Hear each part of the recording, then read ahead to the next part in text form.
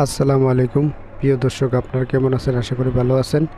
আপনাদের সামনে আরেকটি নতুন ভিডিও নিয়ে হাজির হলাম। সংসদে আজ বললেন কারওয়ান বাজারে 1 কোটি টাকা প্রতিদিন চাঁদা করি।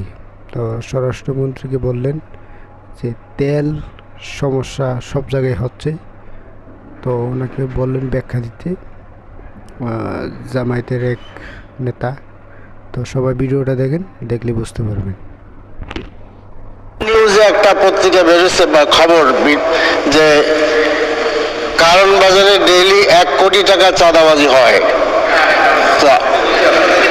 আস্তে আস্তে আস্তে আস্তে আস্তে আমাদের মাননীয় স্বরাষ্ট্রমন্ত্রী, তো জি জি জি জি আপনি আমাকে সাহায্য করেন। তো আমি বলছি যে স্বরাষ্ট্রমন্ত্রী তার কাজ খুঁজে পাচ্ছেন না, তা আমি একটা কাজ দিলাম। আর আমি বুঝি যে স্বরাষ্ট্রমন্ত্রী মহোদয় অনেক গুণে গুণান্বিত, সেটা বলতে বেশ সময় লাগবে। মাশাআল্লাহ।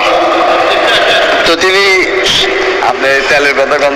স্বরাষ্ট্রমন্ত্রী তিনি প্রাইম মিনিস্টারের পক্ষে কথা বলেন, তিনি আইনমন্ত্রীর পক্ষে কথা বলেন, ইত্যাদি ইত্যাদি ইত্যাদি। সে কারণে তিনি আপনার তেলমন্ত্রীর পক্ষেও কথা বলেন। সে কারণে তিনি তার নিজের দায়িত্ব যদি ভুলে যান তাহলে তাকে দায়ী করা যাবে না বোধ হয়। তো আমাদের আপনার তেল গ্যাসের প্রতিমন্ত্রী যশোরের অনিন্দ্য সাহেব বলেছেন আগামী শনিবার ঠিক হয়ে যাবে। তা আমি ধন্যবাদ জানাই, তিনি আগামী ঈদের কথা বলেন নাই। মাননীয় স্পিকার, আমাদের এটা খুব সুন্দর, আমাদের ট্রেজারি বেঞ্চ বলেছেন যে সংসদে আলোচনা করার পরিবেশ থাকা দরকার, আমরা পরিপূর্ণভাবে সাপোর্ট করি। কিন্তু আমি বেশ কয়েকবার আলোচনার জন্য নোটিশ দিয়েছি, দুর্ভাগ্য যে আমি সুযোগ পাইনি মাননীয় স্পিকার। তো এই সম্পর্কে, তেল সম্পর্কে ঘাবড়াইয়েন না। তো সমস্যা কিছু হয় নাই। মাননীয় স্বরাষ্ট্রমন্ত্রী বলেছেন একটু একটু সবর করেন, কোনো সমস্যা হয় নাই। মাননীয় স্বরাষ্ট্রমন্ত্রী নড়াইলে একজনকে স্পটে হত্যা করা হয়েছে পেট্রোল পাম্পে, আশা করি আপনি ভুলে যান নাই। এখন দেশের যে সমস্যা, এই পেট্রোলের সমস্যা, এইটা আসলে সরকারের সৃষ্টি না, সেটা ইসরায়েলের সৃষ্টি এবং তার প্রভুর সৃষ্টি। কিন্তু আমরা দুঃখজনকভাবে দেখলাম যে সরকার তার নিন্দা করতে পারলেন না সঠিকভাবে। মাননীয় স্পিকার, তেলের সরবরাহ 1/3 আমরা বলছি যে এটা আমরা সরজমিনে দেখেছি। আপনি জানেন এই যে আমাদের এই দক্ষিণ প্লাজার পাশে পেট্রোল পাম্প, সেখানে সরজমিনে আমরা আমাদের মাননীয় বিরোধী দলের নেতার নেতৃত্বে গিয়েছিলেন। আমি নিজে ছিলাম, যেটা আমার সংসদীয় এলাকা। দে আর গেটিং 1/3 অফ টোটাল মানে সাপ্লাই, যেটা আগে পেতেন। আগে তারা 3 গাড়ি পাতেন, 1 গাড়ি পান। এর কি উত্তর আমি জানি না।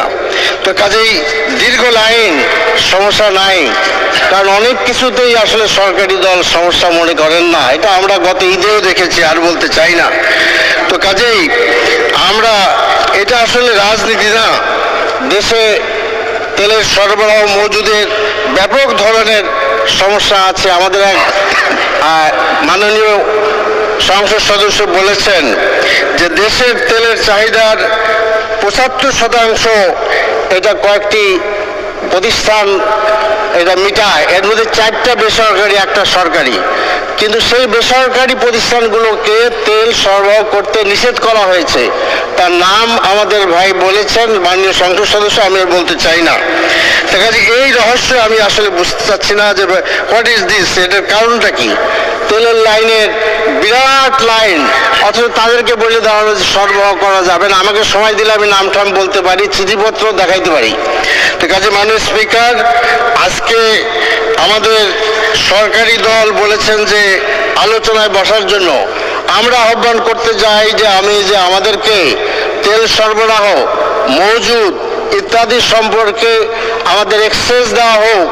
আমরা সকল তথ্য পেতে চাই মাননীয় স্পিকার, সকল তথ্য পেতে চাই। কাজেই আজকে আপনার যদি আপনার চোখ বুঝলে তো প্রলয় বন্ধ থাকে না মাননীয় স্পিকার। আজকে আপনার সংসদ ভবনের থেকে শুরু করে বিজয় সরণিবদ্ধ তেলের লাইন গাড়ি দাঁড়িয়ে রয়েছে, আপনি বলছেন কোনো সংকট নাই। এটা তো হতে পারে না। কাজে মাননীয় স্পিকার, আমরা মনে করি মাননীয় সদস্য সময় শেষ, 1 মিনিট বাড়ালাম।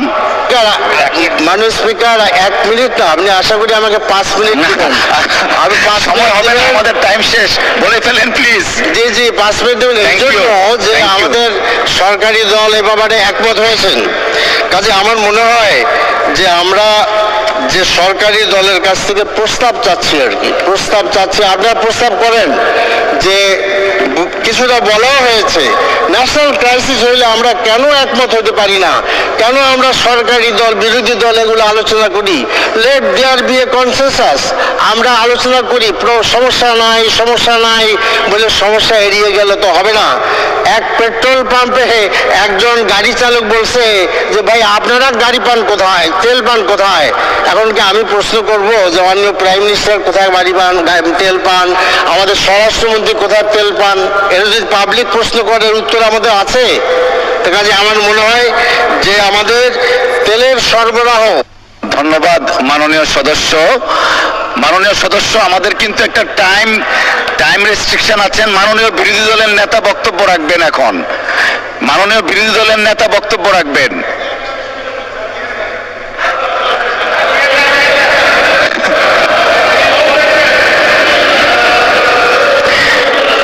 জি মাননীয় সদস্য, আমাদের মাননীয় বিরোধী দলের নেতার বক্তব্য শুনি আমরা, তারপর বিদ্যুৎ মন্ত্রী বক্তব্য রাখবেন। আচ্ছা 1 মিনিট বলেন জি প্লিজ। G 1 minute. যে মাননীয় স্পিকার, আপনাকে ধন্যবাদ। আমাদের দেশে আমি বলতে চাই যে তেল গ্যাস অনুসন্ধান করার যে মানে বাপেক্স আছে, এটাকে সক্ষমতায় নিয়ে আসা উচিত। আমরা স্বাধীনতার 54 বছর পর্যন্ত আমরা এটাকে আনতে পারি নাই। আমাদের দেশের যে তেলের এরিয়া, গ্যাসের এরিয়া, এগুলাতে আমরা আসলে এখনো পর্যন্ত আমরা অনুসন্ধানকে ফুলফিল করতে পারিনি। কাজে আমি মাননীয় প্রধানমন্ত্রী এবং কনসার্ন ডিপার্টমেন্টকে এটা বলবো, আমরা আমাদের সক্ষমতা বাড়াই, তাইলে সমস্যার সমাধান হবে। দোষারোপের রাজনীতি পরিত্যাগ করতে হবে। আজকে অমুকে চোর এগুলা বললে সমাধান হবে না।